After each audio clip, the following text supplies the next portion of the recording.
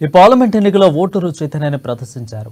వారు ఎంత ఆసక్తి కనబర్చారనేది పోలింగ్ శాతాన్ని బట్టి తెలుస్తుంది. సాధారణంగా స్థానిక సంస్థల ఎన్నికల్లో ఎక్కువ మంది ఓటును వేస్తారు. పార్టీల అభ్యర్థులు పరిశీలిస్తూనే ఉండడం, గెలిస్తే స్థానికంగా సమస్యలు పరిష్కరిస్తారని భావించడం ఇందుకు కారణం. ఆ తర్వాత అసెంబ్లీ ఎన్నికలకు వచ్చేసరికి ఆ శాతం కాస్త తగ్గుతుంది. నియోజకవర్గ స్థాయి నాయకులతో సాన్నిహిత్యం ఉండకపోవడం, మనం ఓటు వేస్తే ఎవరు పట్టించుకుంటారులే అనుకోవడంతో తేడా వస్తుంది. లోక్సభ విషయానికి వస్తే వ్యత్యాసం మరింత ఎక్కువవుతుంది. అభ్యర్థులు ఎక్కడో ఉంటారు, అన్ని గ్రామాల్లో తిరిగి అందరినీ కలవలేకపోతారు.